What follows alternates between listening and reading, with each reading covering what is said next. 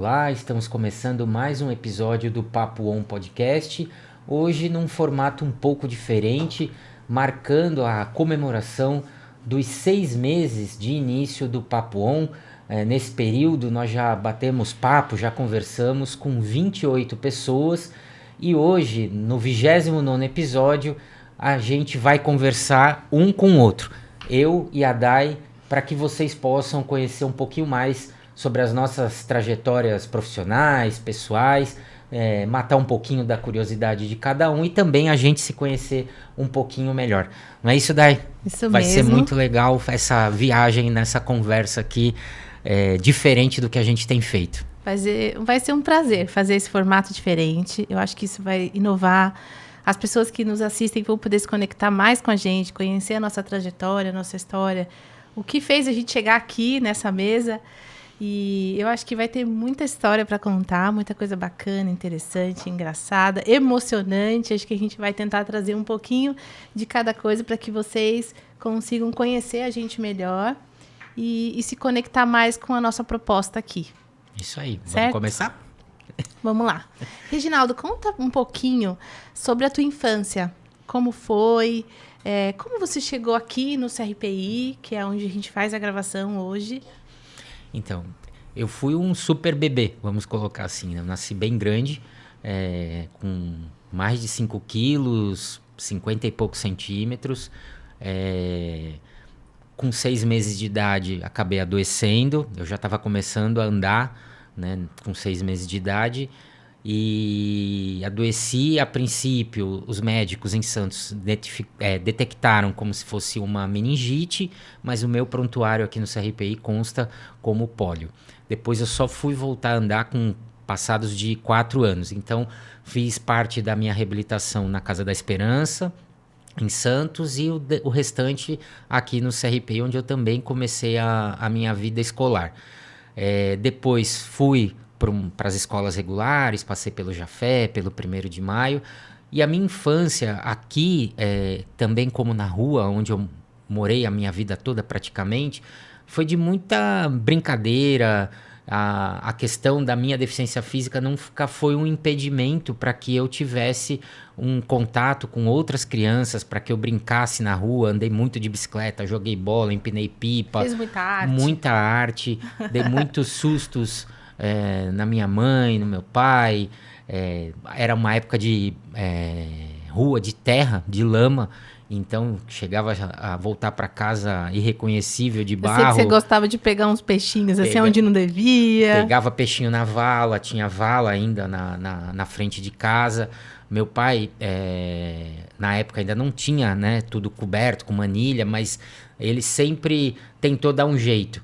E às vezes estava tendo obra lá por perto de casa e ele vinha arrastando, rolando as manilhas até a frente de casa. E aí, cada noite ele trazia uma, e a nossa casa foi uma das primeiras a ter manilhamento na frente, né, da casa. Ele manilhou e aterrou, ele por conta dele. Depois os outros vieram com a prefeitura fazendo, mas a maioria das casas a vala e uma ponte que conectava o portão à rua. Sim. E ali a gente ficava pegando peixinho, né? Porque tinha os lebister, tinha os peixinhos de vala, aí pegava um vidro de maionese, uma latinha e colocava. Teve uma certa vez que eu tinha tomado banho para vir para cá pro CRPI, minha mãe já tinha me deixado semi-pronto e foi ela se arrumar. E falou, não sai daí que depois a gente vai pegar o ônibus e tudo. Quando ela saiu, eu já tava na rua de novo, deitado no Você já chão. tava lá aprontando. Preto já. de novo de sujeira, com a mão dentro da vala. Olha só. Quando eu vi, eu já tava sendo suspendido já. Você era um menino tranquilo, então. Suspendido pela cueca, que eu tava até de cueca, não tava nem de shorts, já levando umas palmadas e voltando pra casa, eu vou ter que tomar outro banho e com meus peixinhos no vidro. Mas eu acho que isso é muito bacana, porque hoje a gente não vê as crianças terem essas vivências mais, né? Ficam presas dentro de apartamentos ou da casa, não conseguem... As famílias não deixam também ir tanto para a rua. Celular. Por questão de segurança. Exato. E acaba ficando o quê? Dentro de casa, no celular, televisão, computador. Antes, além da segurança pública, vamos dizer assim, né? Risco de N coisas, também havia um volume menor de carros, né? Quase ninguém tinha carro. Então também o risco de atropelamento era tudo menor, né? Então a gente brincava muito mais. Nos bairros mais periféricos, isso ainda acontece, da criançada brincar mais nas ruas, né? De empinar pipa e tudo. Nos bairros mais de centro, um pouquinho, vamos dizer, mais elitizados, já muda essa configuração, a molecada não tem tanto espaço. Mas eu sei também que você era uma menina travessa que subia até em telhado. Como é que era a sua infância? Isso é verdade.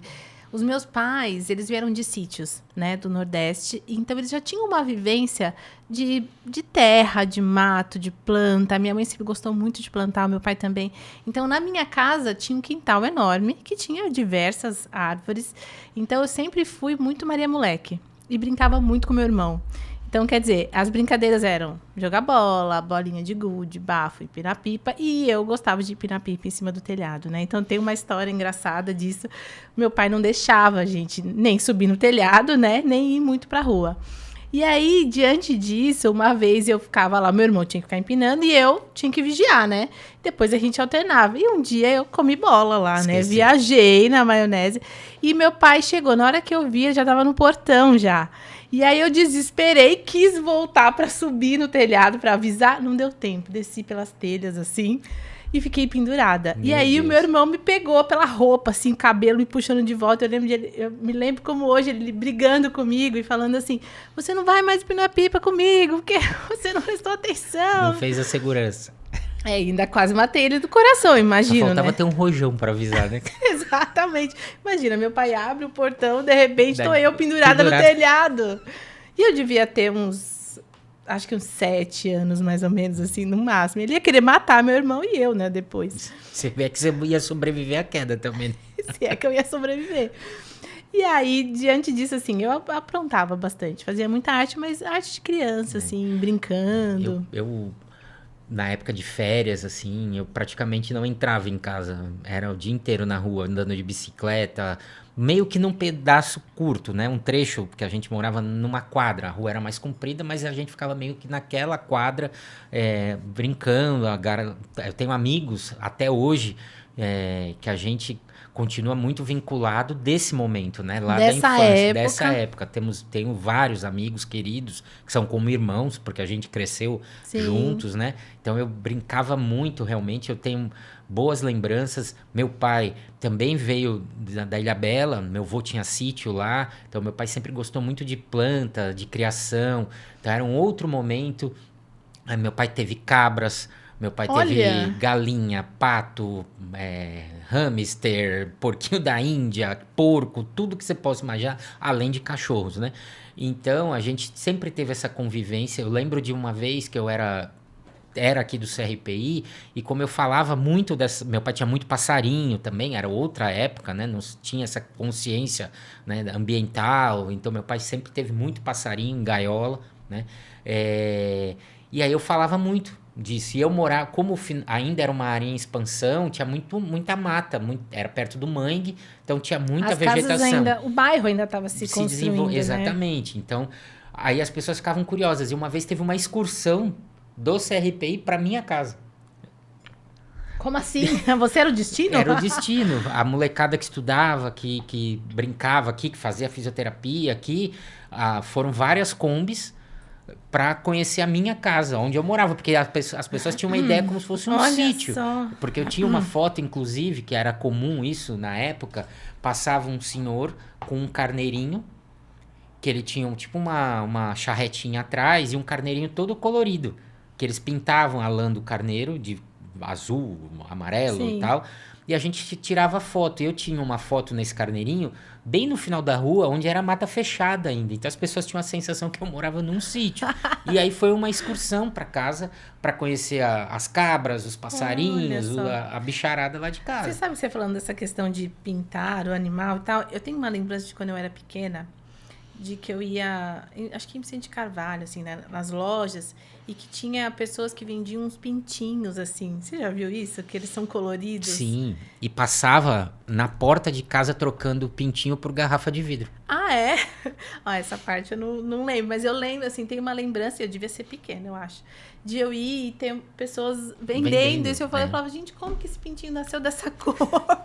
Passavam uns caminhões na porta de casa 6 anos, com um monte de pintinho no caminhão, aqui, e a gente juntava um caminhão, e a gente juntava garrafas de vidro, podia ser de refrigerante, de vinho, de cachaça, o que fosse, guardava, e aí você trocava uma garrafa de vidro por um pintinho. Por um pintinho. E aí se fazia a criação, a gente punha, e aí naquele momento, como era pequenininho, ficava andando com a gente brincando. Tinha uma passagem também muito doida, meu pai trabalhava no porto, episódio, assim, a cada 15 dias, ele mudava de turno, ele trabalhava à noite, né, durante uma semana, depois 2 de dia. E aí, teve uma semana que ele trabalhou à noite, estava dormindo, e a gente tinha um desses pintinhos piquititiquinhos, coitado. E meu pai acordou sonado, e o pintinho andava pelas pernas da gente. Aí meu pai pisou em cima do pintinho. Ai, meu né? Deus. E é trágico. Que aí, o bichinho, coitado, ele continuou vivo, só que saiu toda a barrigada dele pra fora. Nossa. E aí a gente... E o desespero? E o desespero. E aí meu pai tentou colocou de volta, mas obviamente o bichinho não sobreviveu, morreu. Mas a gente não deu tempo. Meu pai acordou e ele andava em volta, né? O bichinho, ele ficava nas pernas da gente. E meu pai acabou pisando na hora que tava levantando da cama. Não viu, provavelmente. Aí ele ficou desesperado, porque meu pai sempre gostou muito de animal. Ele sempre teve muito carinho, né, pelos bichos, né? As cabras dele, que ele teve, eram tratadas assim, a pão de ló. Ele vinha do trabalho, ele já levava uma faca, uma foicezinha e cortava mato, capim nos terrenos e já trazia os feixes para elas. Então a gente já sabia que meu pai estava chegando muito antes dele estar perto de casa por causa do cheiro. Elas sentiam o cheiro dele, do capim, e já começavam a gritar. Sinal. Aí a gente, o pai tá chegando. E aí ele chegava, elas andavam em volta, ele dava. Aí depois ele se desfez da criação dele, mas tinha uma outra senhora portuguesa, vinda da Ilha da Madeira, que morava perto de casa, que continuou durante muitos anos criando. E aí o marido dela faleceu, e meu pai ajudava. Meu pai ele passou a levar os capins para as cabras dela. Ele levava para o terreno, soltava do terreno. Todo dia ele fazia isso quando voltava, os cuidados. Até as cabras irem morrendo de velhice mesmo. Não matava, era coisa de... Era para criar como um animal, assim, quase de estimação, isso, né? Isso, aí tirava o leite e tal, mas ele deixava elas chegarem na idade e falecerem mesmo por conta própria, né? Por morte natural, nunca teve a questão de matar para comer, né? Olha, então tinha um cuidado. Depois ele teve, na frente de casa, ele fez uma horta, também num terreno de um amigo dele, que ele dava verdura para toda a vizinhança, porque ele gostava disso, fazia, tinha os caminhos com as couves, alface, um monte de coisa que ele plantava. Ele chegava do trabalho 5, 7 horas da noite e aí ia lá, cuidava, tirava são os lembranças matos. muito bacanas. Boas, você sabe que na minha boas. casa também, eu lembro, a gente já teve, acho que pé de tudo lá, laranja, mexerica, manga, gaviola, morango, uva, mamão, de muitas coisas assim, e eu tenho recordação, e ainda hoje a gente consegue, a mangueira lá é enorme da manga, de vamos colher aqui, vamos comer o que a gente tá... E a mãe falava, isso é muito legal, porque ela tinha essa vivência da infância dela, exato, né? Pegar ali no pé e comer. Isso é bacana, e eu acho que quase a maioria das crianças não tem mais essa vivência. A minha filha ainda teve, por causa da casa dos meus pais. Mas eu acho que isso traz tantas riquezas para a nossa vida. E além de a gente não esquecer, né, os nossos pais, o que eles viveram antes de nós, o que eles passaram até o momento do nosso nascimento, que já foi uma fase mais fácil. Como deve ter sido lá atrás? E a gente valorizar isso, né? O que veio antes da gente. Veio antes da gente. Ali o bairro tava começando. Então, quando meus pais foram morar, não tinha nem água encanada. Eles tinham que pegar água, meu pai pegava água num determinado ponto e vinha arrastando as caçambas de água para casa, até que a água encanada chegasse, né? Eram desbravadores mesmo, né? Porque o bairro estava começando, então isso foi lá no passado. Lidar com bichos peçonhentos, porque chegava cobra... Tinha um outro lado também, que não era tão bonito. Quando minha mãe estava grávida de mim, ela quase foi picada por uma cobra, uma jararaca, porque ela assim, entrou na sala de casa e estava embaixo do sofá e minha mãe confundiu com um pano. Só que na hora que ela foi para pegar, ela lembrou que ela não tinha nenhum pano daquela cor. E aí recuou, e aí ela teve... Olha só. Na época, a vizinhança, os maridos todos trabalhavam, só tinham mulheres em casa. Aí uma vizinha, que era mais corajosa, pegou um... Também era outro momento, hoje não se recomenda fazer isso. Tem que pegar o bicho e levar de novo pra Não mata e façam tal. isso em Não faça. casa. E ela foi e matou a cobra, porque era o que, né, naquele momento se fazia, né? Não tinha esse lado ambiental, nem existia uma polícia para isso, né, que fosse lá resgatar e soltar. Já teve um episódio também, quando eu era na casa dos meus pais, mas eu já era adulto, que um vizinho resolveu capturar um bicho preguiça do morro. Ah, eu já vi vários aqui em Então, Guarujá. só que o cara levou para casa dele, né? O bicho preguiça com um filhote. Levou... E o bicho preguiça, mesmo preguiçoso, escapou da casa dele e foi parar na casa dos meus pais. Aí, aí numa bela hora, a gente vai pro quintal, tá lá o bicho preguiça pendurado numa árvore dentro de casa com o filhotinho na barriga. Aí chamamos, na época já existia a polícia ambiental, chamamos e eles foram lá pra resgatar, porque quando a gente ia perto, a mãe gritava, né, por conta de medo de fazer alguma coisa com o filhote e tudo. Aí eles vieram, levaram, e aí a pessoa, que eu nem lembro quem era, de uma rua de trás, ficou brava porque a gente chamou a polícia. Óbvio, é um bicho preguiça, tem que voltar pra mata. Ele queria, sei lá, fazer Não é um o quê? cachorro, um gato, Não, sei lá né? se ele queria matar pra comer, uma caça Qual e tal, era a qual real finalidade. intenção, né? Mas a gente já viveu muitas coisas ali. Você acha que muito da sua infância contribui para o que você é hoje? Ah, sim, sim. Em todos os aspectos. Tanto da questão afetiva, né, da família, dos amigos, a forma como eu fui criado, assim. Memórias, né? São memórias maravilhosas que eu tenho. Eu acho que são valores que a gente vai agregando, né? Eu falo que eu aprendi muito, assim, a respeitar a natureza, a preservar, a não sujar, não... Porque eu tinha isso dentro de casa. Então, todo dia, meu pai falava, olha, aqui é o canteiro, então aqui a gente tem que limpar, a gente não pode jogar nada. Então, ó, essa árvore, olha o quanto ela é importante para o ar que você respira. Então, assim, acho que ali já foi, assim, plantando sementinhas de coisas em mim para aprender que agora eu tenho entendimento de quanto isso é importante. Eu acho que o mais que fica, assim, realmente é a questão do afeto. Meus pais sempre foram muito de abraçar, de beijar, de falar que ama, de demonstrar fisicamente o afeto. Isso é importante, Isso é né? muito bom. E eu também herdei isso, eu tenho isso de falar e de manifestar, né? Às vezes você tem que se segurar um pouco, porque hoje pode tudo ter outras interpretações, né? Então, mas eu tenho muito isso. Eu acho que isso é super importante. Hoje, sabe que às vezes eu fico pensando assim, eu acho que até que eu faço menos do que o que eu deveria.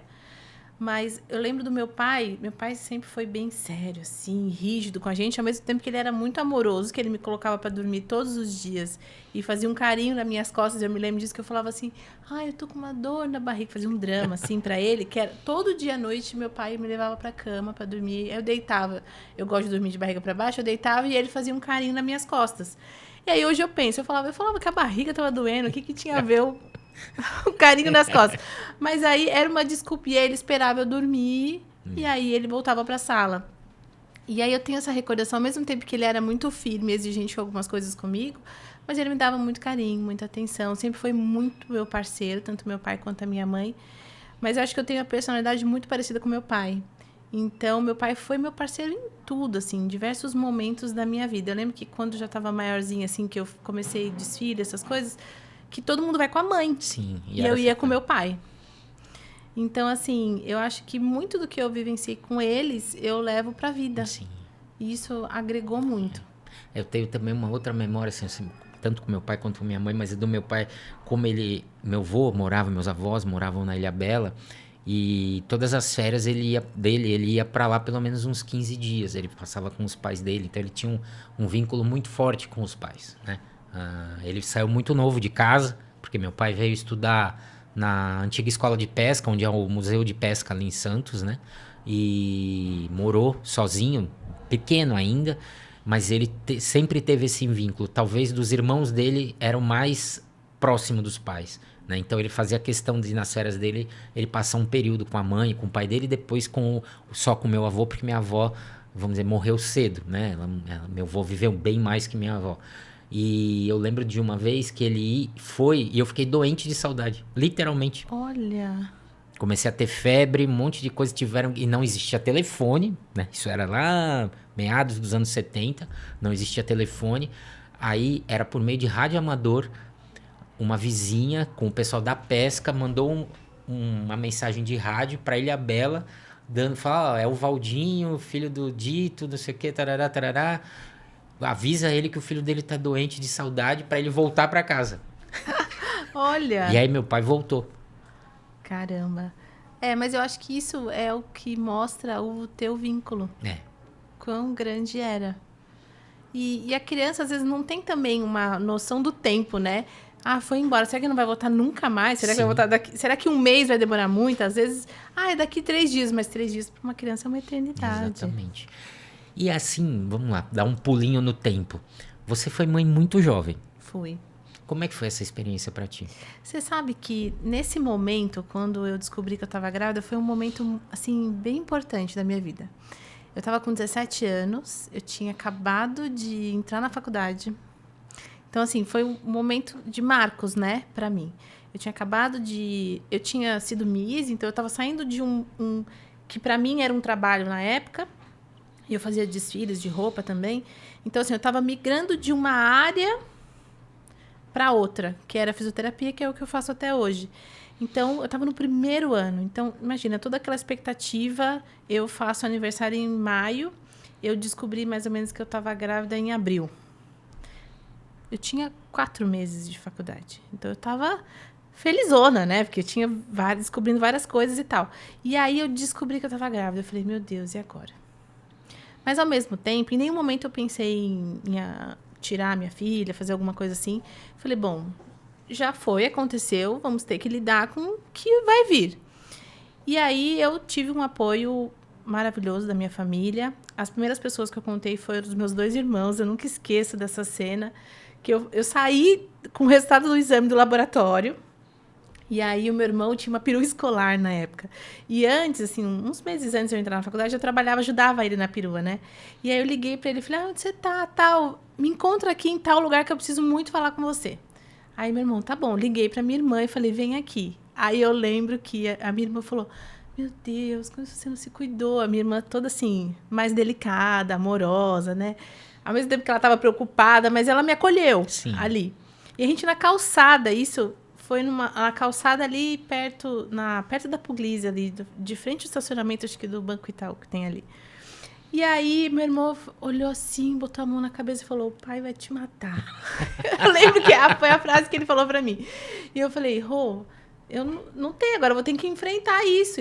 Aí ligamos pra minha mãe. Eu falei, ó que loucura. Eu dei a notícia pra minha mãe pelo telefone. A senhora vai ser vó. Aí eu falei, mãe, tô grávida. Já fez um teste cardíaco na sua mãe. Tava bom o coração dela. E ali eu contei pra minha mãe Aí ela assim, como a gente vai contar isso pro seu pai? Eu lembro que foi uma novela. A gente ficou várias semanas, meu irmão já era casado e a minha irmã morava com a gente. E aí testando, vai pra lá. Aí meu irmão morava um pouquinho longe, aí chegava lá, tipo, na sexta. Aí meu pai achava estranho, né? Um dia que não era habitual, aí ninguém tinha coragem, não falava. Aí depois, no outro dia, de novo. Aí acho que meu pai começou. Aí teve um dia que a gente acordou e minha mãe falou, já contei pro seu pai. Minha mãe, acho que na hora de dormir, foi lá, contou e acabou. E aí meu pai ficou, acho que meio chocado, sim, né? Claro. Eu era muito nova, eu tinha acabado de entrar na faculdade e tal. Você tinha 17, 18 anos? Eu tinha 17. Quando ela nasceu, eu já tinha 18. E aí acho que ele ficou um mês, assim, caladão. Processando aqui. Eu acho que ele tava processando. Se fosse agora, ia aparecer aquele negocinho assim, ó. Nele. Tô carregando aqui. Exatamente. É uma mistura de emoções, né? Óbvio, primeira neta.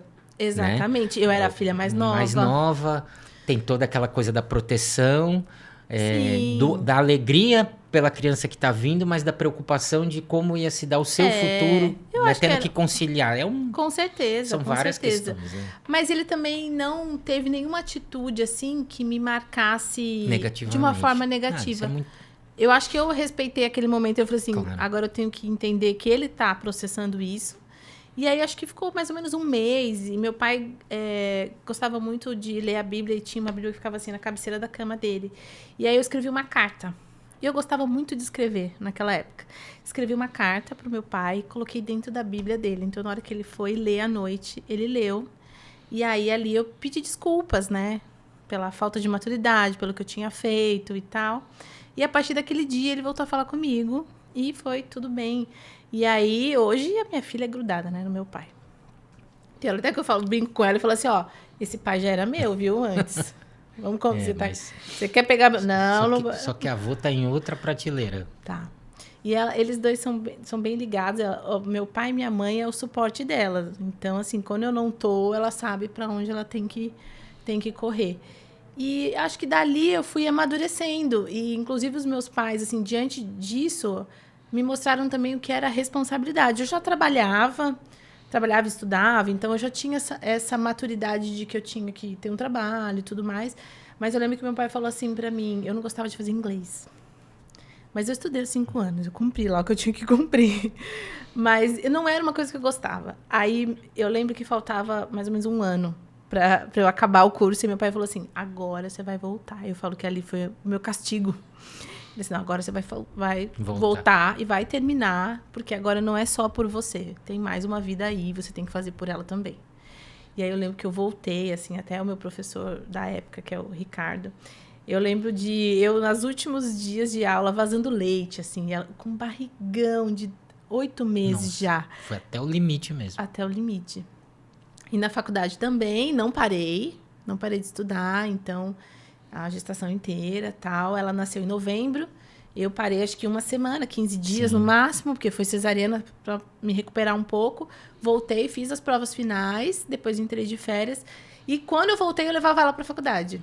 Foi a mascotinha da turma. Era uma sala com umas 40 pessoas, e a maioria mulher. Então, colo era o que não faltava. Sim. E ela era bem boazinha, ficava no carrinho. Então, assim, eu tenho recordações dessa época boas. Às vezes as pessoas assimilam isso porque foi ruim. Eu falo que não. Foi uma irresponsabilidade minha, que eu também... Hoje eu enxergo que com 17 anos você não vai ter grandes maturidades. Sim. Né? Então, hoje eu entendo que poderia ter sido de outra forma? Poderia, mas não foi, e ok. Eu aprendi a lidar com isso e tirei coisas boas disso. Então, eu amadureci um pouquinho antes. Mas, em compensação, eu tenho memórias muito boas dos meus professores. Eu fazia prova com o meu professor com a minha filha no colo, o carinho que eles tinham por ela, que todo mundo conhecia, ela se sentia à vontade, acolhida com todo mundo, sabe? Então, isso são coisas que eu levo para a minha vida de pessoas especiais que passaram no meu caminho. Inclusive, eu tive um professor que era o Alceu, e ele teve uma filha, depois ele colocou Ana Clara. O nome que legal. Então, assim, isso, eu falo assim, com certeza ela teve ali uma pitadinha de coisa especial na vida dele também. Então, da mesma forma que eles foram especiais para mim, com certeza alguma coisa acabou deixou. Sendo um aprendizado para todo mundo, né, nesse Exatamente. processo. E o apoio da família, porque assim, já havia acontecido, não há como voltar. Exatamente. E aí tem que fazer, como vamos lidar com essa situação daqui para frente? Eu encarei bem dessa forma mesmo. Acho Sem pensar em coisas negativas ou que eu não iria fazer. Eu pensava assim, eu não vou fazer agora porque eu vou me dedicar à minha filha, mas ela vai crescer. E é isso que eu colho hoje. Que ela já está com 20 anos, eu com quase 40. Então, assim, tudo que eu abdiquei em prol da minha filha, eu tô colhendo hoje com todas as coisas que ela conquista. Eu falo assim, graças a Deus, eu cumpri quase meu terminando papel. A faculdade de odontologia também. Tá no último ano e eu falo assim, minha filha é meu orgulho. Né? Diante de todas as malcriações que ela me faz, às vezes, né? Isso acontece mesmo, mas faz parte. Eu acho que ela vai ser uma grande mulher e eu... Já está sendo, né? E eu, todo dia, vou plantar uma sementinha a mais nela para que ela continue assim. Até quando eu não estiver mais aqui e ela continue a trajetória dela. E aí foi, como você falou, você tinha uma trajetória na área de Miss, de modelo. E aí, como que surgiu a fisioterapia para ti? Então, eu já tinha primos. Eu tenho primos mais velhos do que eu, que são fisioterapeutas. Tenho um primo em específico, o Valdilandes, que ele cuidou da minha mãe. Minha mãe tinha hernia de disco. E aí, ele tratou ela. Então, eu me lembro que acho que o primeiro contato da fisioterapia foi no dia que eu fui na clínica dele e eu vi ele tratar a minha mãe. E aí, eu falei, caramba, que bacana isso, né? O quanto ele conseguia deixar ela bem melhor, sem dor.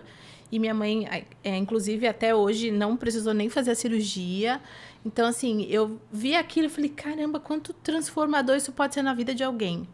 Então, ali já foi um despertar. E aí, isso eu era pequena, devia ter uns 12 anos, eu acho, ou menos. E aí eu me interessei, mas fui indo. Quando eu entrei assim, na adolescência, no ensino médio, eu queria alguma coisa relacionada a relações públicas, jornalismo, porque eu gostava muito de falar. E aí eu tinha um professor eu falava assim, eu acho que eu quero isso. Aí depois eu falei, não, mas eu gosto da área da saúde também, né? E aí eu tentei fazer enfermagem, mas não deu certo porque eu era muito nova, né? Porque tivesse que fazer o estágio, eu não ia ter 18, não ia poder. Eu acabei desistindo de fazer o técnico de enfermagem. Fui para o turismo, fiz técnico de turismo. E foi assim que eu conheci o CRP. Então, eu tenho certeza que nada é por acaso, né? Então, eu num ponto de ônibus, olhando o que era feito na janela da Físio, eu de fora, nem entendia. Eu acho que eu nem tinha o entendimento que aquilo era uma sala de fisioterapia, porque era na neurologia e eu não tinha ainda conhecimento disso. Na faculdade ainda não tinha entrado nessa área, né? Não. E aí, quando eu prestei o vestibular, que eu entrei, e aí eu falei, eu gosto de pediatria, eu gostava de criança. Falei, mas vamos ver, às vezes a gente entra com uma ideia e depois vai para outra, né? Mas de olhar do lado de fora da janela, eu falei, é fisioterapia que eu quero. Foi tanto que quando eu prestei vestibular, eu tinha 3 opções, que era físio, fono e jornalismo. Então, eram as coisas que eu me identificava, que eu gostava. E aí, calhou de dar certo a físio, eu fui para físio. E depois que eu conheci a neurologia, conheci o CRPI, né? Então, eu acho que a fisioterapia, ela entrou não na área que eu atuo, mas eu já tive um primeiro contato já com muito amor, assim, de caramba, que bacana fazer isso na vida de alguém. Tirar alguém de uma condição tão difícil, talvez limitada, para trazer uma possibilidade. Então, isso já me encantava, já. E desses anos todos, que situações que mais te marcaram, assim, de pacientes, de famílias, que você tenha atendido? Olha, eu tenho alguns em específicos, assim. Eu tenho um paciente que foi o primeiro que eu atendi de pediatria. Inclusive, é um menino que eu reencontrei no CRPI muitos anos depois, nem reconheci, que era deficiente auditivo e ele tinha um problema na coluna. E aí eu lembro que eu pedi, quando eu soube que tinha um paciente com esse diagnóstico, eu falei, professor, deixa eu atender. Uma porque a pediatria era na área de ortopedia, mas era pediátrico. Eu falei, e ele é um DA, eu nunca tinha tido contato. Eu falei, eu quero aprender. E aí esse que é o Cláudio, que inclusive já conversei com ele agora, hoje em dia, mais velho, já é um homem, né? Então, esse foi um que me marcou, eu acho que foi o primeiro. E tiveram outros, assim, eu acho que tem pacientes que agregam na nossa vida. Todos ensinam alguma coisa, todos. Mas tem algumas crianças, eu posso dizer, porque a grande maioria meus são crianças, que realmente marcam a nossa vida, né? Então, eu tive alguns, como a Maia, que era um desafio, mas que era muito amor. Aquela menina era muito especial. Eu acho que eu tinha uma conexão de olhar para ela. Parecia que eu sentia o que ela estava sentindo. E ali eu aprendi muita coisa com ela, com a mãe, com o pai, com a família, de uma forma geral. Eu acho que eu aprendi muita coisa. Aprendi a respeitar o sentimento do outro, que nem sempre a gente vai ter sabedoria. Foi num momento muito crucial da minha vida também. Eu estava passando por uma separação que não foi fácil. Então, inclusive, eu acho que ali eu aprendi o que é você abdicar de você para preservar o outro.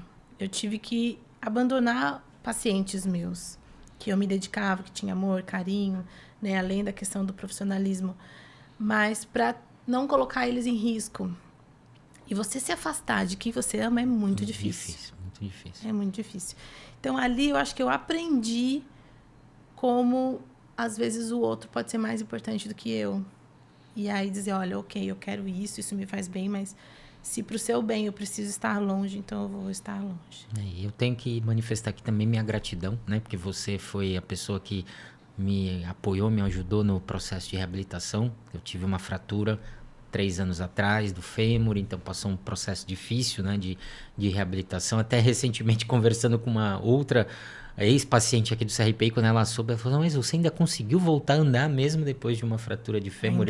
Ainda bem. E honestamente isso nunca passou pela minha cabeça que eu não voltaria a andar depois daquela fratura, e você foi fundamental nesse processo também. Mesmo de férias, eu ia para o seu consultório particular para fazer as rehabs lá, aqui, dedicação, dando as orientações. Então, só tenho palavras de agradecimento pessoais também por esse momento, né, que você me ajudou pessoalmente, né, além da excelente profissional que é a nossa coordenadora aqui na instituição, né, que também foi uma identificação que buscava alguém que pudesse exercer esse papel. E aí eu observava e falei, acho que a Day tem esse perfil, né, de conseguir pilotar esse time, né, que é um time de excelência e que precisa de uma capitã também de excelência para tirar delas, né, da equipe toda, que hoje é 100% formada por mulheres, né? É verdade. O melhor delas, né? Que elas têm muito a entregar e a gente consegue mostrar que elas têm toda essa capacidade. Acho que tem sido uma vivência muito positiva até que a gente chegou por uma ideia do Luciano de você também estar compartilhando aqui a apresentação do podcast. A gente só vem agregando e se conhecendo melhor, e tem sido momentos muito gratificantes do ponto de vista pessoal para mim também, de troca de ideias, de bom humor quando a gente está junto, de conversar, de dar muita risada, de se divertir. De errar. De acertar. É a vida, faz parte da vida. Né? Eu acho que quando eu fui mudando, assim, até os meus propósitos, né? Quando eu só atendia, a sua visão, às vezes, de um terapeuta é sempre fazer o seu melhor para o seu paciente. O essencial é isso, a gente sempre quer dar um atendimento de qualidade. Então, eu sempre entendi que o meu serviço tinha que ser de obrigatoriedade, assim, ter muita seriedade, muita qualidade, muita dedicação, que eu tinha que ser 100% em tudo que eu fizesse, porque era a vida de alguém, né? Não que em outras profissões isso não seja importante. Eu acho que é em tudo, desde quando você vende uma balinha para alguém, do que quando você salvou a vida de alguém. Eu acho que a importância é a mesma. Mas eu comecei a entender que eu pensava assim, eu vou dar 100% de mim para o meu paciente, sempre. E quando teve a questão da coordenação, eu acho que eu tive que aprender que eu poderia fazer mais por mais pessoas ao mesmo tempo. É claro que você coordenar uma equipe é muito difícil. Eu fui com muitos medos. Eu ainda era nova, eu era mais nova do que as terapeutas, algumas. Eu tinha menos tempo de trabalho, de casa. Então, eu pensava assim, eu tenho que ser digna de tudo que elas são. Então, eu tenho que me esforçar muito para errar. Claro, eu vou errar, é humano. Mas eu tenho que dar sempre o meu melhor para não decepcionar elas. Né? Porque se eu vou estar à frente, ou se eu vou representar, ou se no momento que elas não vão estar falando, eu estou falando por elas, então eu tenho que ser exemplo disso, para que elas não se sintam envergonhadas, ou que o que é feito aqui com tanta excelência seja mostrado lá fora de uma forma que não é. Então, isso foi um grande desafio de me reinventar, de aprender e me vigiar em posturas, em ações, em diversas coisas. Mas, em compensação, eu acho que agregou muito eu como Dayana. Aprender a ouvir mais o outro, entender o outro, né? E tentar buscar alternativas. Porque, às vezes, quando a gente toma uma atitude só por nós, pelo que nós achamos, é ali o ego, né? Sim. Eu acho, isso me satisfaz, ok. Mas eu não estou sozinha. Eu não sou sozinha no mundo. E aí, meu pensamento sempre é equipe. O que eu mudar aqui vai mudar na vida de muita gente. É bacana eu mudar a vida das pessoas dessa forma? Será que eu estou agregando na vida delas? Será que não? É claro que tem um lado bom e um lado que é difícil. Eu falo, não é ruim, mas é difícil. Mas é importante a gente aprender a lidar, porque nem sempre a gente vai poder falar sim. Ninguém quer falar não para ninguém. Mas, às vezes, o não pode construir muita coisa na vida do outro. E aí, eu acho que isso também veio quando a gente começou a buscar um pouco mais de entendimento de nós, né? E o Rodrigo ajudou muito. Sim. O Rodrigo Quinjo, muito obrigada. Um grande cara, um grande ser humano, tem colaborado muito conosco. Eu acho que trouxe muitos ensinamentos de quem já veio antes de mim, eu entender isso, né? Então, a partir do momento que eu fiquei só na coordenação e que eu entrei para essa sala, eu acho que eu entendi e eu senti a energia de quem veio antes de mim. E a importância e o quanto eu tenho que valorizar essa oportunidade, né? São vidas que a gente pode modificar aqui. Centenas delas. Centenas. E eu quero deixar coisas positivas e que as pessoas possam chegar ao seu potencial máximo. Porque, às vezes, nem sempre vai ser um caminho de flores. A gente vai encontrar espinhos no meio do caminho e eu aprendi nas minhas vivências que, nem sei se isso é o certo, mas eu até comentei com você hoje cedo, nos momentos mais difíceis da minha vida foram os momentos que eu fui mais criativa, que eu me reinventei, que eu me reestruturei. Eu não sei se isso acontece comigo só, ou se outras pessoas também, mas às vezes quando eu tô lá no fundo do poço, é a hora que eu falo assim, não, mas agora eu vou me reerguer maior e melhor do que eu já fui, eu vou me dedicar mais, eu vou prestar mais atenção em tudo e vou virar esse jogo. Então, eu acho que não aceitar um game over é uma coisa que me motiva e me mantém, assim, ativa. A buscar mais. Então, o CRPI, ele me traz isso. Que eu tenho que me manter ativa, que eu não posso cair, eu não posso fraquejar, porque tem muitas pessoas que dependem de mim, o que a gente faz aqui. Eu não faço sozinha. Aqui é um quebra-cabeça. São muitas pessoas. São várias peças e cada um contribui numa coisa. Isso, e tem a sua importância para que o quadro todo fique pronto, né? Exatamente. Cada pecinha, por menor que ela seja, aparentemente, se ela não tiver ali, ela não completa o quadro, né? E assim a gente termina esse primeiro bloco do Papo On Podcast especial, celebrando os 6 meses do início do nosso projeto. Daqui a pouco a gente retorna para mais um pouquinho dessa conversa, da gente estar se conhecendo um pouquinho mais e vocês também sabendo um pouco mais sobre a Dayana e o Reginaldo. Até daqui a pouco. Você já segue o Papo On nas outras redes sociais? Lá, a conversa continua e você pode interagir ainda mais com a gente. Segue a gente no Instagram e no Facebook para ficar por dentro de todas as novidades. Mas antes de ir, deixa seu like e se inscreve no canal. Olá, voltamos com mais um bloco do Papo On Podcast. Hoje fazendo num formato um pouquinho diferente para vocês poderem nos conhecer melhor, saber um pouquinho da nossa história, se conectar com o nosso propósito. Então vamos continuar. Reginaldo, conta pra gente como que o jornalismo entrou na sua vida, né? Como é que foi esse momento aí de decisão de uma profissão? Então, eu, quando criança, tinha uma vontade de fazer medicina, né? Em decorrência das minhas necessidades, das minhas vivências, né? Dos meus atendimentos, por conta da deficiência, eu pensava em fazer medicina para cuidar de crianças como eu era cuidado. Só que aí o tempo foi me mostrando outro caminho, também por conta de questões econômicas, né? Era uma faculdade inatingível naquele momento, meus pais, minha família não tinha como me bancar para fazer uma faculdade dessa. E aí eu fui migrando para uma outra área que era o jornalismo, e porque eu gosto muito e sempre gostei muito de esporte, né? E na época, isso anos 90, final dos anos 80, início dos anos 90, não se falava em paradesporto, em esporte adaptado. Apesar de eu jogar bola, eu jogava no gol ajoelhado, jogava vôlei, né, do jeito que era possível jogar, sempre andei de bicicleta, fiz natação. Então, eu tinha uma vivência esportiva, vamos dizer assim, nunca de competição, mas era uma coisa que eu gostava.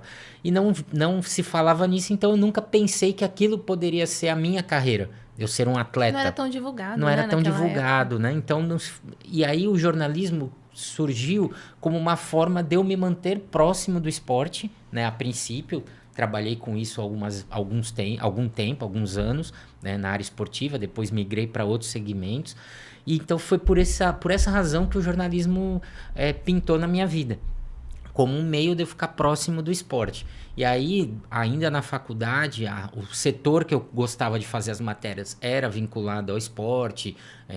Cheguei como estagiário e depois no início da profissão, cobrir jogos regionais, cobrir jogos abertos, que são as Olimpíadas do interior do estado de São Paulo, né? Hoje ainda continua muito forte, mas naquele momento boa parte da delegação olímpica do Brasil estava nesses jogos também. Então, eu tive a oportunidade de entrevistar grandes judocas, os principais nomes da natação da época, o Xuxa, o Gustavo Borges, né, jogadoras e jogadores de vôlei, no atletismo. As principais equipes estavam aqui no estado de São Paulo, em Santos, São Caetano, São Bernardo, Guarulhos, Campinas. Eram cidades muito fortes que investiam muito no esporte, então era uma grande oportunidade. Aí cheguei a trabalhar em equipes de futebol também, cobrindo partidas dos times aqui da região, fazendo comentário. Fez bastante...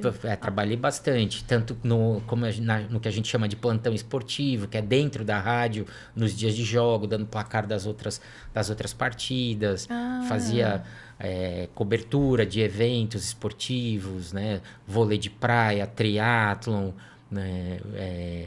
Bastante Dessa coisa época mesmo. teve alguma Surf, matéria bodyboard, assim, específica assim que te marcou, sabe? Teve 2 momentos de bastante, assim, interessantes. Um deles foi uma das primeiras edições do Mundial de Vôlei de Praia feminino, que foi em Santos. E uma das duplas brasileiras era formada pela Isabel, que faleceu recentemente, há uns 2 anos atrás, né? Que foi uma das grandes jogadoras de vôlei do Brasil, de quadra. Ela era uma mulher também à frente do tempo dela. Ela praticamente passou a primeira gestação dela inteira jogando, né? Ela foi só. a filha dela que é jogadora, os filhos dela são jogadores e a filha dela também é jogadora de vôlei de praia. Praticamente nasceu na quadra. E ela formou dupla, foi uma das primeiras a formar dupla de praia com uma outra jogadora chamada Roseli. E elas disputaram uma final contra uma dupla norte-americana, que era a hegemônica na época.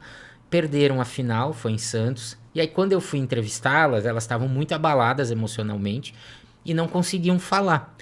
E aí pediram se eu podia entrevistá-las depois, no hotel. Eu falei, beleza, vou respeitar aquele momento. Chegou... Acabou, elas foram pro hotel, depois eu fui, aí chegou lá na hora de entrevistá-las, chamei na portaria, interfonaram, não, elas não vão falar, não querem que suba. Eu falei, pô, agora me quebrou, né? Como é que eu vou fazer? Aí fiquei ali, enrolando, vendo o que eu fazia. Eu falei, pô, dá uma insistida, né? Fala que foi, ela combinou comigo, aí... Mas não queriam liberar a subida. Talvez elas não estavam assimilando que era você. Não queriam autorizar a subida, ou nem sei se a pessoa que estava atendendo era com ela, se era da comissão técnica e tal. Aí eu prestei atenção, na hora que a menina foi interfonar, o número do quarto no interfone. E aí eu já vi o andar. E aí você foi lá? Aí eu subi. Quando o segurança distraiu, eu entrei no elevador e saí na porta do quarto delas. E fiquei parado esperando. Toco, não toco. Aí, de repente, a porta abriu. Aí era a técnica delas, vindo pegar a toalha, coisas no carrinho que tinha assim. Aí eu falei, poxa, elas falaram pra eu vir, eu respeitei lá, agora não vai dar entrevista, né? Vai ficar mal. Aí ela falou, vou ver com elas. E fechou a porta. Falei, não vai abrir mais, né? Já era. Aí daqui a pouco ela abriu, não, entra aí. Aí elas pediram desculpa e acabaram dando uma entrevista longa pra mim. Eu não tenho mais isso, porque não era uma caneta própria, mas elas autografaram uma das viseiras que elas usaram no campo, me deram. Então foi bem legal, foi uma entrevista longa, assim, que a gente fez, uma conversa mais tranquila, porque já estava num ambiente. Aí não falei só do jogo, falamos do esporte de forma geral, de outras questões. Aí, depois disso, anos mais tarde... Eu trabalhava na prefeitura de Santos e foi criado, naquele momento, isso foi em 95, a celebração do Dia Pelé, né? Que é 19 de novembro, que fazia uma referência à data em que ele marcou o milésimo gol, que foi no dia 19 de novembro de 69, se eu não me engano. E a cidade ia celebrar, e para marcar a primeira comemoração, foram inauguradas placas em todos os lugares onde ele morou na cidade de Santos, para ter tipo um roteiro. E culminava no domingo, por coincidência, tinha um jogo do Santos e Corinthians na Vila Belmiro, que ia ser inaugurado também a Calçada da Fama do Santos, e o Pelé ia ser o primeiro jogador a pôr os pés para fazer ali a marcação. Foi dentro do campo e tal. E aí eu me credenciei para cobrir, cheguei a visitar a casa dele, conhecer o museu que ele tinha na própria casa, que grande parte do acervo é o que hoje é exposto no Museu Pelé em Santos. E naquele momento eu não consegui conversar com ele. E aí, no dia da celebração, ele estava lá, gente do mundo inteiro, fazendo aquela cobertura, e eu precisava tentar fazer uma pergunta, e que aí a minha pergunta tinha que vincular com a prefeitura, que era para quem eu trabalhava. E era uma pergunta que eu precisava contextualizar, porque não dava para ser de bate-pronto. Não era uma coletiva como é hoje, que é toda organizada, cada um sentado num lugar e tem vez para falar, vai rodando, né? Naquela época era uma disputa, todo mundo muvucado e quem conseguisse falava. E eu achava que não ia dar. Um amigo meu, eu expliquei o que eu queria falar. Vai ser difícil você ter atenção, porque é uma pergunta longa. E aí tava aquela confusão numa salinha minúscula. E eu vejo que ele tá dando a entrevista e tem um sofá do lado dele vazio. Eu dei a volta por trás de todo mundo, subi no sofá e me ajoelhei e fui de joelhos até o lado dele. Então, de repente, eu estava do lado do Pelé, e aí eu consegui chamar a atenção do meio de umas perguntas, que ele olhasse para mim e eu consegui fazer a pergunta que eu precisava fazer, que era fazer uma liga com a fala que ele teve na época do milésimo gol, que era da preocupação dele com as crianças, e a Prefeitura de Santos tinha acabado de receber um prêmio por um projeto de cuidado na infância. E aí eu vinculei as duas coisas e ele respondeu positivamente e tal. Isso repercutiu bem. E então foram, acho que, 2 momentos muito marcantes, assim, para mim, do jornalismo. Depois eu vivi uma outra situação também muito forte, mas é quando eu assessorava a Maria Lúcia Prandi. Houve um caso que ficou famoso, chamado Caso da Cavalaria, que foram numa saída de carnaval, na porta do Ilha Porchá, 3 adolescentes foram pegos por uma viatura da Polícia Militar e acabou havendo um descontrole daquele grupo de policiais, e eles assassinaram os 3 meninos num manguezal lá em Praia Grande. E a gente atuou muito forte naquele episódio, porque a área da infância era uma área focal do mandato, né? E eram crianças adolescentes aqui da região, e no dia em que acharam os corpos desses 3 garotos no manguezal, próximo ao Litoral Plaza, lá em Praia Grande, nós estávamos numa reunião em São Paulo com as famílias. E na hora que essas famílias receberam a notícia, a gente estava junto. Nossa. E eu vi a mãe de um deles arrancar os próprios cabelos de desespero na hora que recebeu a notícia que o filho de 15 e 16 anos tinha sido assassinado, né? Praticamente na porta de casa, né? E depois nós descemos de São Paulo junto com as famílias pro IML para reconhecimento dos corpos. Então foi um momento também que te marcou, que misturou as duas coisas ali também. Nós acompanhamos para e passo, e 1 ano ou 2 depois nós fizemos uma celebração, ajudamos as famílias a organizar uma celebração para marcar aquele episódio. E aí eu fui descobrir que os pais de 2 deles tinham morrido, um de depressão, entrou no alcoolismo, e o outro teve um infarto fulminante dirigindo o carro, bateu e acabou falecendo também, tudo em decorrência do dissabor que houve ali naquele momento de perder os filhos, que eram muito jovens. E que deve ser muito... Eu falo, eu não sei, porque eu não vivenciei, mas deve ser muito difícil perder um filho. É um sentimento. E dessa forma, né?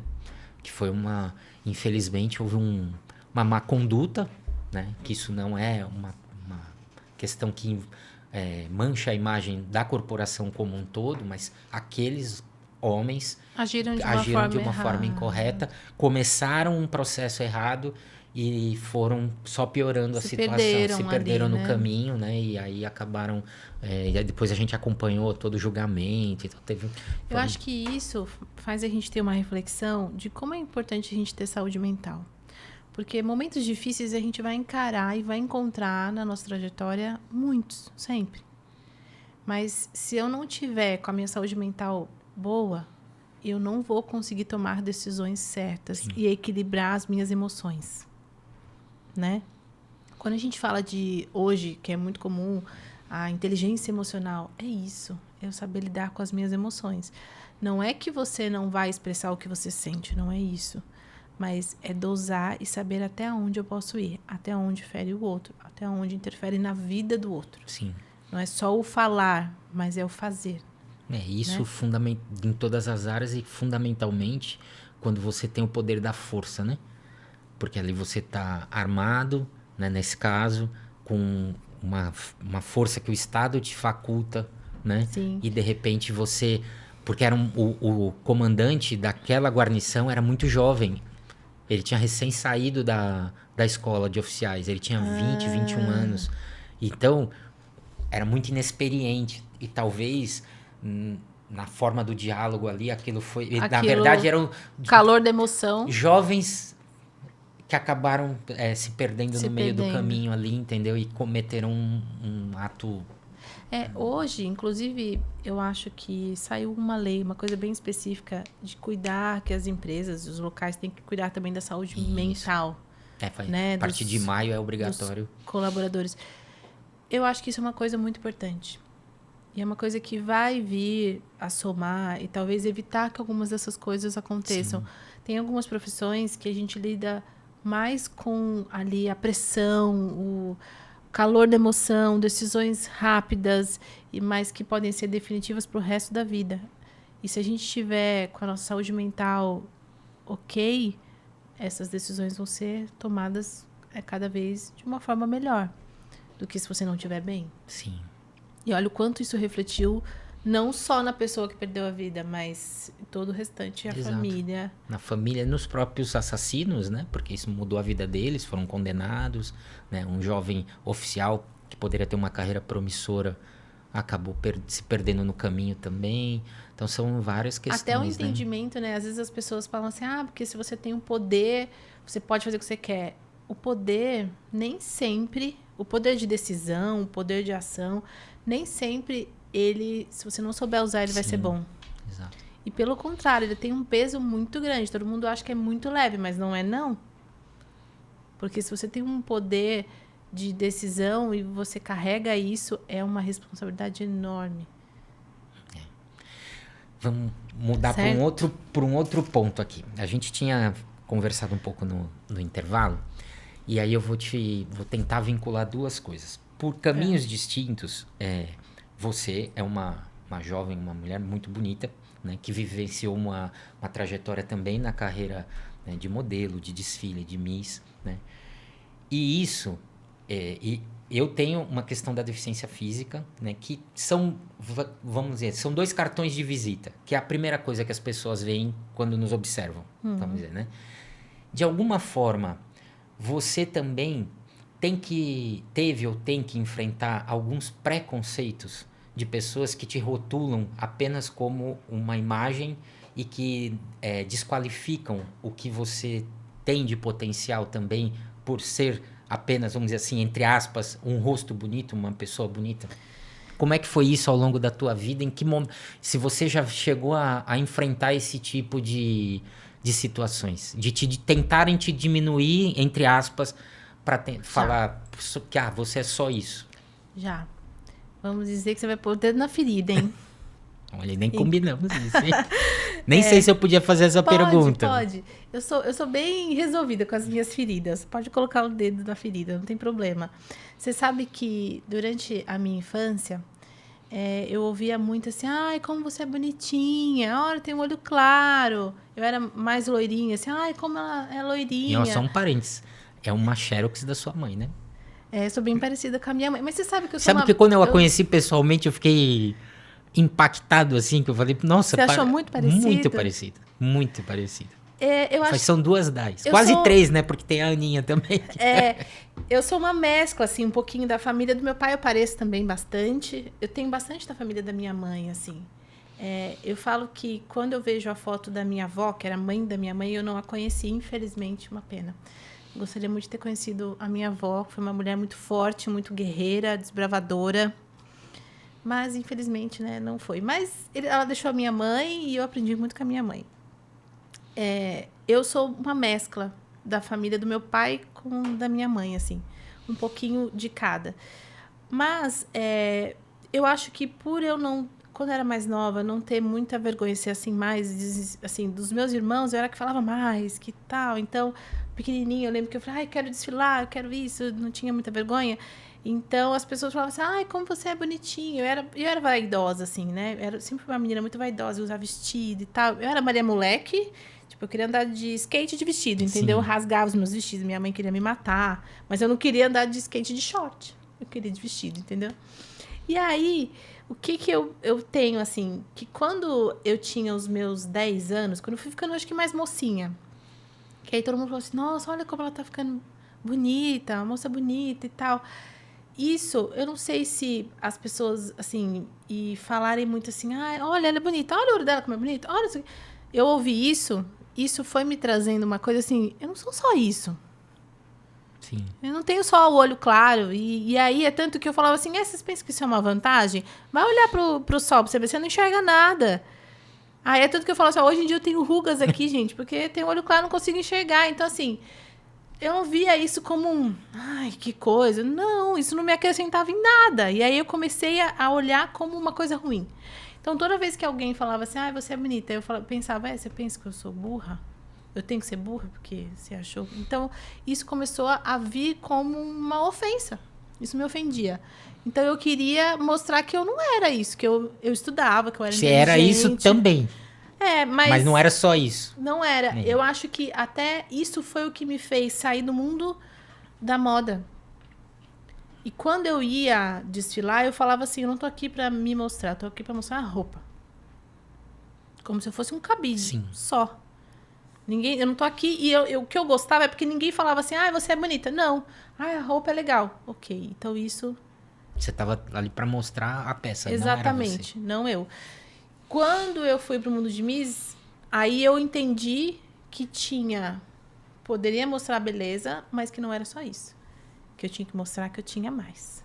Então isso, acho que me deu um despertar de que eu poderia usar o que eu achava que era bonito, que estava bom em mim, mas que eu também podia fazer uma coisa a mais, que as pessoas tinham que enxergar isso em mim. Mas durante muito tempo, isso foi muito difícil para mim. Muito difícil. Então, se alguém fizesse um elogio, eu não gostava. Eu sentia como uma ofensa. Sim. Se viesse de um homem, eu falava assim, tá. Você acha que eu sou bonita, né? E se viesse de uma outra mulher, pensava assim, o homem tá dando em cima e a mulher tá o quê? Tá me menosprezando? Invejando, menosprezando, nessa e tanto que quando eu era logo assim, mais nova, quando eu comecei a pintar o cabelo de loira, eu já pintei há muito tempo, eu falava assim, eu sou loira, mas a minha raiz é preta, tá? Eu falava bem assim, e aí já era um assim, tipo, já dando uma alfinetada assim, não vem querer dizer que eu sou burra, entendeu? Tinha essa coisa do estereótipo, né? De loira burra, tinha até música com esse... Exatamente. Esse termo, e aí né? eu acho que isso me afetou durante muito tempo. Eu aprendi a lidar com isso, eu acho que com a transformação do corpo. Quando eu tive a minha filha, que aí meu corpo se transformou, já não era mais tão bonita. E aí, é claro que primeiro eu vivi um momento de não aceitação, que eu acho que toda mulher que tem filho passa por isso. Então, eu passei, 3 anos sem ir na praia. E eu moro na praia. Sempre gostei de ir pra praia. Porque eu não me aceitava da forma que eu estava. Depois, eu pensei, peraí. Antes, quando eu era X, que era o padrão, eu também não estava me aceitando, porque eu também não gostava quando as pessoas ficavam comentando sobre mim. E agora eu não tô mais esse padrão. Então, e aí eu também não vou gostar. Aí, na verdade, eu tive um despertar de... Agora eu tô livre. Ninguém mais vai ficar dizendo que eu sou bonita. Agora eu posso ser simplesmente eu e acabou. Ali eu acho que eu tive um libertar. Assim, sabe? Eu me libertei mesmo dessa questão do físico. E o quanto isso me feria. Porque eu queria ser uma menina inteligente. Né? A minha irmã é mais velha, a minha irmã é muito bonita. Mas ela é muito inteligente. Eu sempre falo isso. A minha irmã ela é 5.000 vezes mais inteligente do que eu. Eu era esforçada, eu acho. Mas ela era muito inteligente. Mas ela era muito bonita. Eu falava, eu quero ser inteligente como a minha irmã. Hoje, eu acho que fisicamente eu sou muito parecida com ela. Eu nunca achei. Mas outro dia eu vi uma foto e falei, nossa, Lica. Ela se chama Eliana, eu chamo ela de Lica, né? Falei, Lica, olha como a gente tá igual nessa foto. Ela falou, nossa, parece mesmo, né? E aí, eu acho que eu fui trabalhando isso em mim. A não aceitação. Eu acho que você também deve ter vivenciado isso. Sim. Com a tua deficiência, né? Sim, é nesse sentido mesmo. Que aí você tem que mostrar que você é mais. Na verdade, aquilo não é só... aquilo é só uma característica. É um detalhe. É um detalhe. E aí vivencia. De alguma forma, são por caminhos diferentes, mas tem-se esse preconceito. Eu lembro muito de que quando eu era pequeno, eu usava aparelhos ortopédicos e tal, então as pessoas olhavam muito. E aquilo me incomodava. E eu tenho a memória de eu perguntar para minha mãe o porquê que as pessoas ficavam me olhando. E aí ela me abraçava, não, porque você é muito bonito, porque você é isso. Sempre tentava... dar um disfarce. E aí tinha muito isso, é assim, assim, mas... Né? E já tive uma situação que eu trabalhava ali no Gonzaga e eu tô andando pela calçada, assim, indo almoçar. Aí vem 3 meninos, adolescentes. E aí, de repente, um começou a imitar o meu jeito de andar, vindo ao meu encontro, né?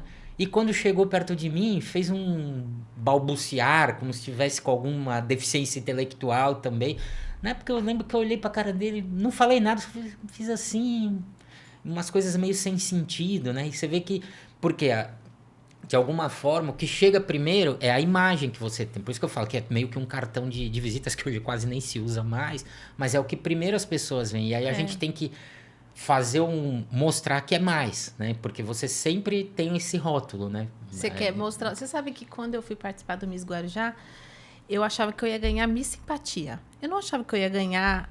Porque eu não me achava a mais bonita. Tinha muitas meninas bonitas. E eu falava assim, acho que eu vou ganhar simpatia. Porque eu falava com todo mundo, dava bem com todo mundo. E enquanto às vezes as meninas estavam muito neuróticas, assim, eu já estava num momento, tipo... Vou me divertir, eu tô aqui, eu vou curtir, claro. Sabe?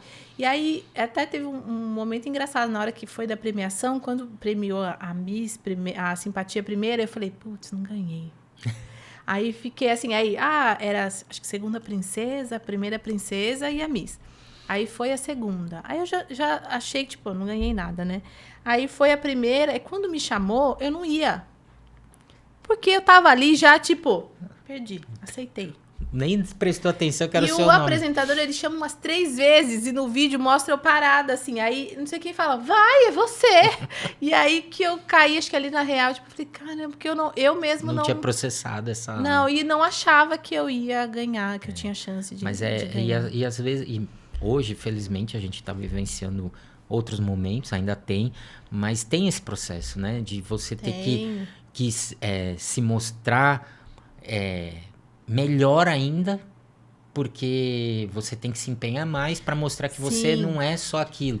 E aí é de tudo, assim, eu acabo tendo que criar, assim, às vezes se tornar o falastrão, o simpático e tal, para poder as pessoas te verem como com uma outra figura, não ficar como aquela marca... Só enxergar aquilo. Né? Então você tem que criar outras formas para mostrar para as pessoas que estão ao teu entorno, eu não sou só isso. Mas eu acho que é a sociedade que cria isso pra gente. Eu acho que eu senti isso quando eu separei do pai da minha filha.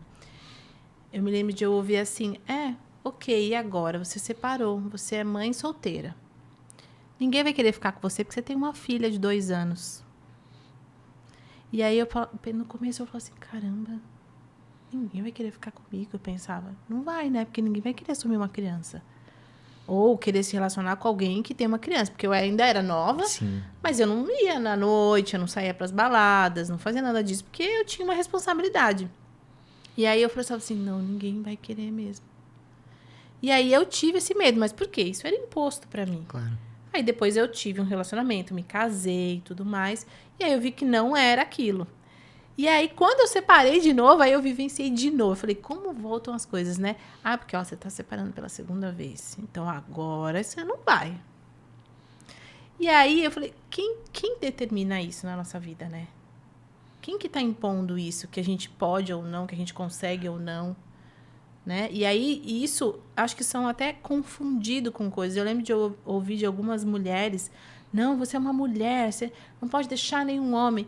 E aí eu falava assim, olha, eu tô num entendimento da minha vida e eu saí de um relacionamento abusivo. De uma forma muito difícil, você sabe, você acompanhou. E, né, eu fui perseguida, eu tive que fazer boletim de ocorrência, eu tive que...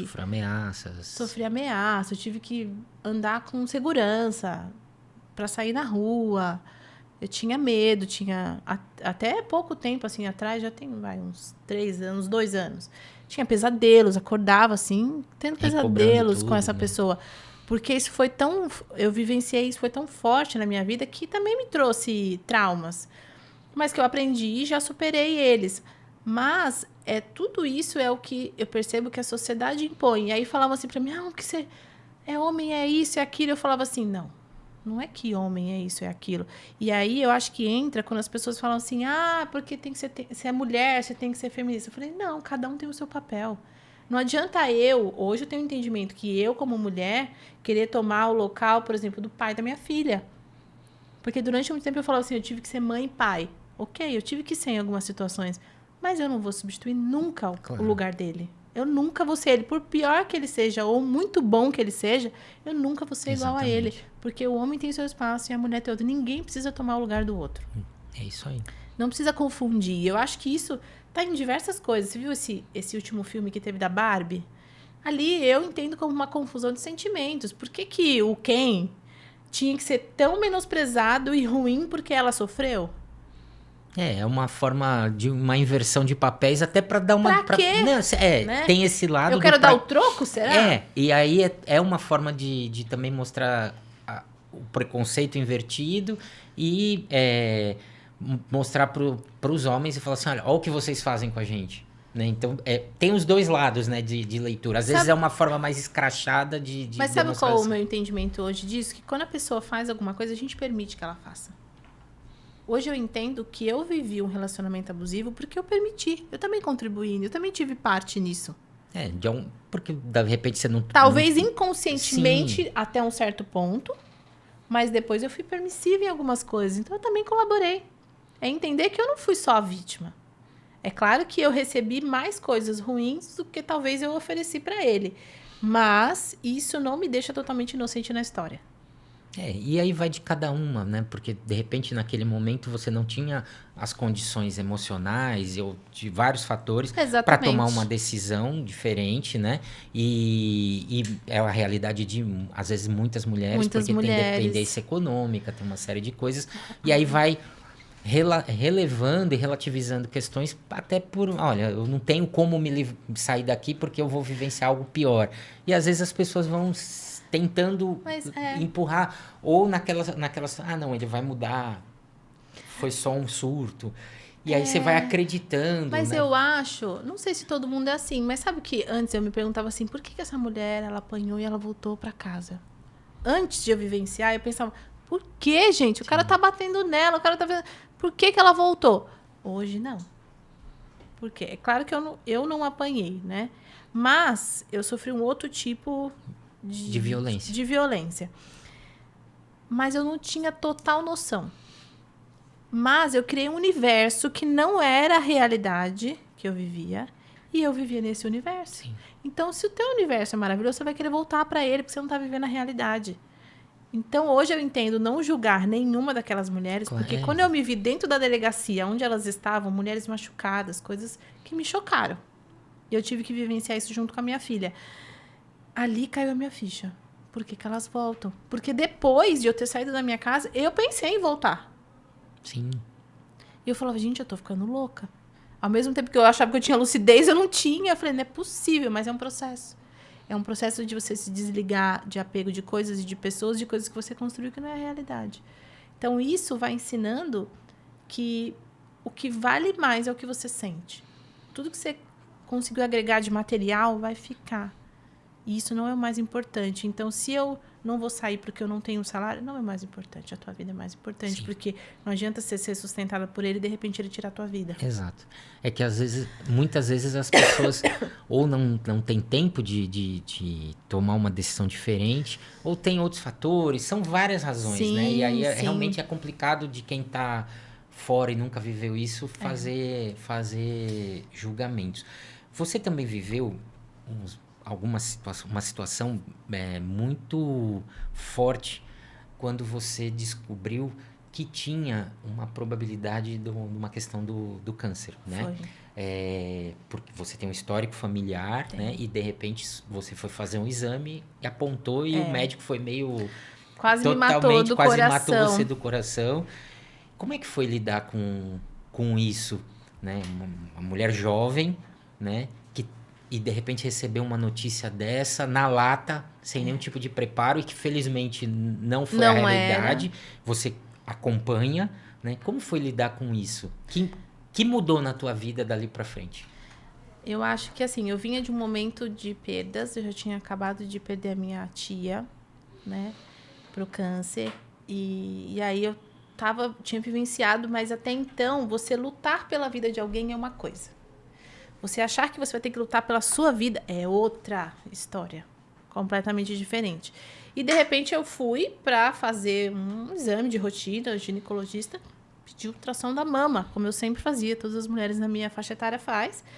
E aí, o médico, foi até por tele, no primeiro momento, e ele falou assim, ó, eu preciso que você procure um mastologista com urgência para levar esse exame. Você toma anticoncepcional? Tomo. Então pode parar. E marca esse exame, esse médico urgente. Ali já me deu... Falei, meu Deus, é alguma coisa grave, né? Marquei. Quando eu cheguei lá, o médico olhou meu exame e falou assim, olha, a gente vai ter que fazer a retirada das 2 mamas. Aí eu fiquei assim, ó. Como assim, né? Tipo, deu 2 tapas na minha cara ali naquele segundo. Eu falei, mas tirar, você tem certeza? Aí ele, porque isso aqui pode ser um câncer. Mas vai ali fazer um ultrassom, porque eu quero do lugar X. Saí que nem uma doida, desnorteada, assim, que, meu Deus, eu tenho câncer de mama. Nas 2 ainda, vou tirar as 2. E tipo, num estágio que aí naquele momento eu já retirada. pensei, é uma metástase, isso já se espalhou no meu corpo. Não, fui fazer o exame e tal. E aí, fiz um médico... Aí eu mostrei o exame anterior que eles pedem, aí o médico falou assim, não, mas você fez um exame faz poucos dias, mas o que aconteceu? Aí eu falei, e aí ele, não, calma, deita aí. Era um médico mais experiente. Deitou, ficou 40 minutos fazendo o exame. Aí ele olhou. Aí ele falou, olha, acalma teu coração, não é isso. Eu sou um médico experiente de tantos anos, assim, assado, né? E aí eu fiquei, ai meu Deus, você confia nesse, você confia no outro, né? Porque aí dá um... Claro, são medo. duas opiniões opostas, né? 180 Exatamente. graus. Volto eu pro consultório, mostrei pro médico. E aí ele falou, não, talvez não seja. Eu falei, esquece tudo que eu te disse antes, agora venha com... Quase me matou. Aí nesse dia eu ainda voltei, meu carro não tava lá, meu carro tinha sido guinchado. Eu falei, pronto, é o dia, perfeita. Tem um câncer, roubaram meu carro, o que mais, né, vai me acontecer? Mas eu acho que isso me amadureceu, assim, a minha filha processou isso, e eu acho que ela teve até muita maturidade para a idade dela, porque acho que ela pensou assim, meu Deus, eu vou perder minha mãe. A gente tinha acabado de vivenciar uma perda muito próxima da minha tia, que era como uma mãe para mim, e aí acho que ela pensou, vou perder minha mãe, como assim? E aí eu lembro que ela foi comigo no último exame, aí fiz, aí levei pro médico depois de novo. E a partir dali, eu pensei assim... Primeiro eu falei, meu Deus, se eu tiver que tirar as 2 mamas, eu não posso mais atender. Porque eu trabalho com neuroinfantil, eu pego as crianças, eu não vou poder fazer o que eu faço. Eu vou ter que me reinventar, porque eu tenho uma filha e, né, eu não posso parar. No primeiro momento eu pensei isso. Quando foi no segundo momento que eu achei que realmente... Depois de um outro momento eu tive outras, assim... descobertas em outro momento que o médico falou, não, isso aqui vai para me mandaram até para um cirurgião. Eu cheguei aí e aí eu falei, meu Deus, será que eu vou morrer? E aí nessa hora eu pensei assim, eu já tive essa experiência antes, que foi quando eu me separei, eu achei que ele ia tirar a minha vida. Naquele 1 segundo eu falei, ele vai me matar aqui e ninguém vai nem ver. Então foi uma sensação, alguém tirar. E ali eu não tinha controle nenhum, porque eu não tinha um plano B. Eu ia fazer o quê? Se de fato fosse. Então, ali eu acho que me deu um despertar de valorizar cada dia. Então, cada dia que eu acordo, eu penso assim, ainda bem que eu tô aqui, que essa doença não me venceu, que eu perdi pessoas que eu amo. Infelizmente... A minha família não é mais a mesma. Porque eu perdi pessoas que eram chave, sabe? Que era estrutura e as coisas desmoronaram depois que elas se foram. Mas que a gente tá aprendendo a lidar com isso. E cada dia que eu acordo e eu penso assim, o meu pai venceu um câncer. Então, se um dia eu tiver que lutar contra isso de novo, e eu faço esse controle a cada 6 meses, passo esse sufoco de ir lá, agora vai ser ou não vai ser, aqueles procedimentos a gente vai ter que fazer, como eu já fiz várias punções. Eu penso assim, várias pessoas passaram por isso. Se eu tiver que passar, eu vou passar e eu vou enfrentar. E se chegar o meu momento de arrasta pra cima, que falam, né? Eu espero que eu tenha deixado boas coisas aqui. Mas eu falo que essa doença, ela é uma doença difícil, mas ela não vai ser mais forte do que eu. E que toda a força que eu preciso está dentro de mim. E que se eu tiver que deixar a minha filha pronta para enfrentar esse momento, eu espero que eu consiga preparar ela para isso, porque eu sei que essa hora vai chegar em algum momento, que seja por isso ou por outro motivo. Faz parte da nossa existência. Mas é difícil se lidar com a chance de não acordar. Lidar com o outro não acordar é difícil. Sim. E lidar com a possibilidade de você não acordar é mais ainda. Aí a gente se mostra o quanto a gente é frágil. Um segundo Exatamente. pode ser a diferença ali, né? Eu vivenciei uma situação durante um episódio que eu passei no hospital, foi aplicada uma medicação errada e ali eu vi a vida indo embora também, né? Felizmente eu percebi o que estava acontecendo comigo, também estava vivenciando vários momentos difíceis e aí eu me vi diante de uma possibilidade iminente de perder a vida, né? Por um erro. E aí eu reagi e falei, opa, o que está acontecendo comigo aqui? Não é o momento ainda, vamos reverter esse quadro. Eu acho que é nessas horas que a gente acha força, né? Força para virar a página, né? E a gente tem que enfrentar. São muitas coisas, né? Você acha que diante de tantas coisas que você já passou, já vivenciou, se hoje você fosse encontrar uma frase ou uma palavra para te descrever o homem que você é hoje, você conseguiria fazer isso? A gente tinha falado isso, acho que me veio assim a resiliência, né? Você tem que fincar o pé e perseverar, né? Mas a resiliência, acho que é isso, representa, né? Porque a gente tem que ter essa força que você às vezes nem sabe de onde vai sair, né? Porque você enfrenta dificuldades na vida pessoal, profissional, as perdas que a gente vai acumulando ao longo da vida, né? Porque à medida que a gente envelhece, as outras pessoas também, então você vai sofrendo perdas familiares, de amigos, né? Que não é fácil. Que não é fácil. E hoje eu tô com quase 55 anos, então a consciência clara é que eu tenho mais passado do que futuro, né? Então você lidar com isso não é um processo fácil, né? E eu sempre fui uma pessoa que tive medo da morte, né?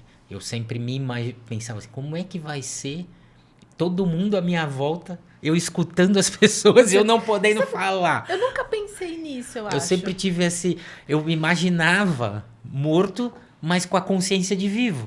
Então é muito louco isso, né?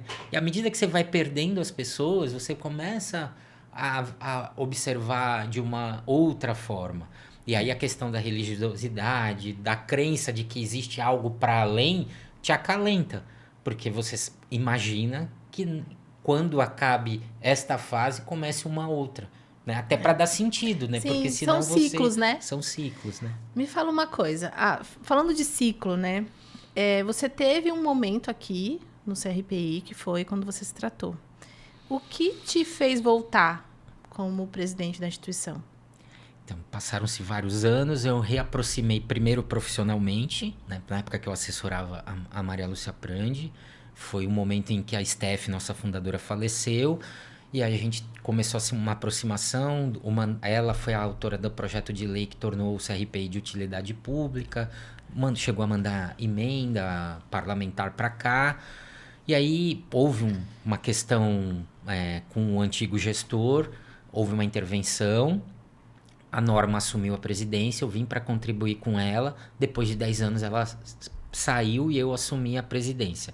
Como eu brinquei outro dia, num momento de insanidade. Ainda bem que você foi insano, agradecemos. Né? Eu aceitei esse desafio. Tem um quê de retribuição por tudo que a casa me proporcionou no início da minha vida. E tem um quê de mostrar que eu posso. Porque é um grande desafio. E um desafio difícil. Difícil, que envolve conhecimento, envolve engajamento. É um trabalho voluntário que não permite, por eu ter a minha vida profissional também, não permite dedicação em tempo exclusiva para cá, né? Então, isso tudo Mas essa coisa assim de mostrar, porque eu vinha nas reuniões e o pessoal tinha uma impressão positiva das minhas manifestações, das formas como eu já atuava antes da presidência, né? E aí chegou aquele desafio. Aí eu falei assim, você está diante de uma encruzilhada. Ou você aceita o desafio, ou você passa a vez. E não foi fácil aceitar o desafio, porque tinha questões pessoais também para se resolver. Sabia-se que era um fardo, né? Podemos colocar pesado, porque envolve muitas vidas. A gente já colocou aqui. Muita responsabilidade. Muita responsabilidade. Né? São centenas de vidas, porque envolve todo o grupo de funcionários, todas as famílias que são atendidas, né? Então foi um processo, mas esse fato assim, eu acho que eu posso. E eu vou, talvez a falta de clareza real do tamanho do desafio fez com que eu encarasse. E aí, aos poucos, eu fui tomando pé da situação de verdade, de quanto era grande tudo que vinha pela frente. E aí a coisa aconteceu e acho que, felizmente, a gente tem construído boas páginas na história de 62 anos do CRP. E acho que a gente tem conseguido construir boas páginas, mantendo o legado do que já vinha e fortificando para que essa árvore fique cada vez mais estruturada, mais saudável, né? Para continuar jogando sombra e frutos para quem precisa dela. Pode ter certeza. Eu que estou aqui há quase 13 anos, eu vi um CRPI quando eu cheguei e hoje ele é outro.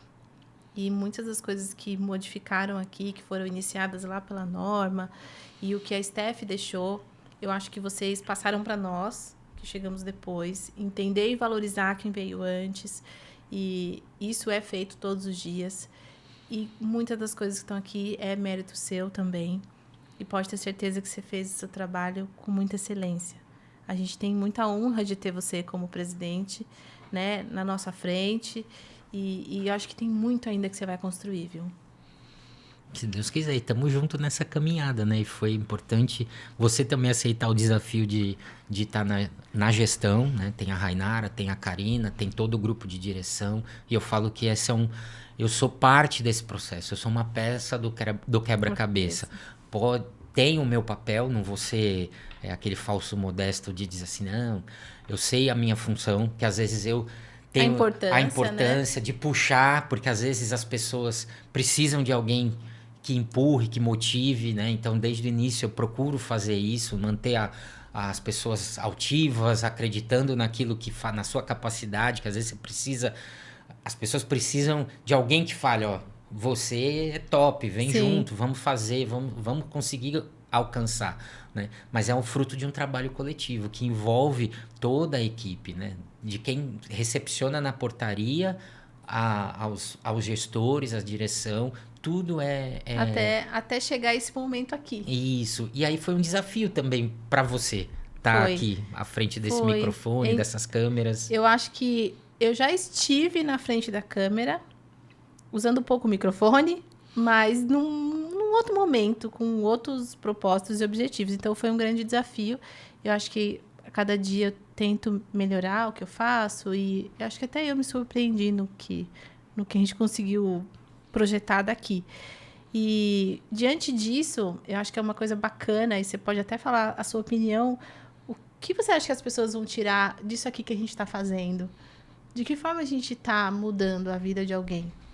Eu acho que está sendo importante, apesar da gente ainda não ter conseguido o impacto que a gente sonha conseguir, está sendo importante para a gente dar voz e vez a pessoas que normalmente não teriam voz e vez, né? A gente tem entrevistado profissionais, pessoas com deficiência, seus familiares, né?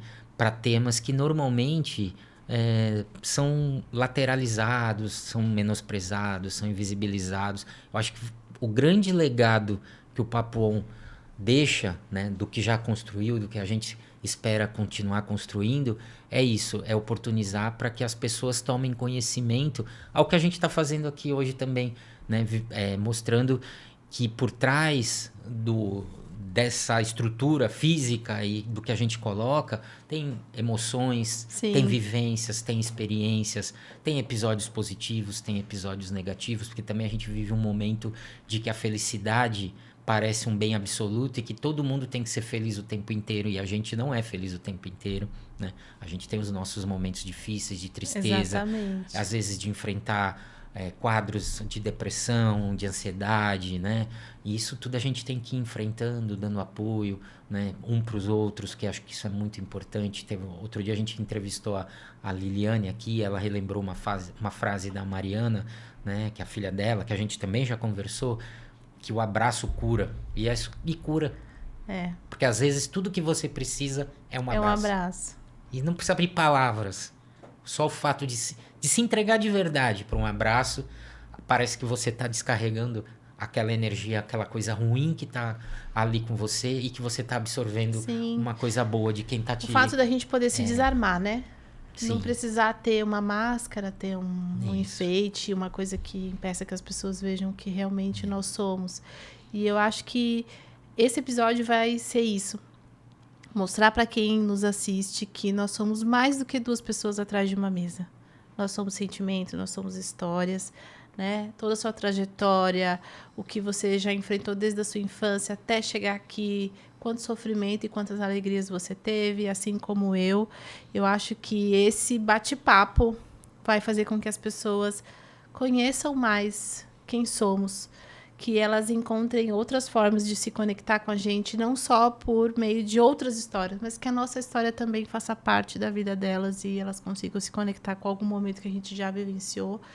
E que para mostrar que a gente está aqui porque a gente já superou muita coisa, né? E isso fez a construção do que somos hoje e ainda vamos ser diferentes daqui para frente também, porque é uma construção constante. Tem uma fala, né? Que nós somos diferentes a cada minuto. Um segundo que passa, nós já não somos a mesma pessoa. E tem uma comparação entre nós e um rio, né? O rio nunca é o mesmo porque aquela água já não é a mesma, né? Então Exatamente. A gente também, cada segundo a gente já é diferente do que era antes, porque a gente vai aprendendo, vai evoluindo, né? Então acho que é bem legal. E a gente está quase chegando no fim e... A gente normalmente faz aquelas 3 perguntas para quem vem. Hoje a gente vai mudar um pouquinho. Se você pudesse trazer uma música, um livro, um texto, alguma coisa assim que te marca ou que te representa, qual seria essa Eu acho que música? eu já tive vários momentos. A música, ela anda sempre comigo e eu tenho várias playlists, eu falo. E eu sou bem eclética, eu gosto de rock, de pop, de sertanejo, de pagode, de samba. Depende do momento. Depende do momento. Mas eu acho que tem uma música que é Amarelo, Verde e Branco, que me traduz da Ana Vitória, que fala, geralmente, assim, bem definitivamente o que eu sou. Mostrar que mulher sou eu, que mulher que eu tô me construindo, porque eu falo que eu sempre tô construindo. E eu ainda espero que evoluir muito ainda do que eu sou hoje.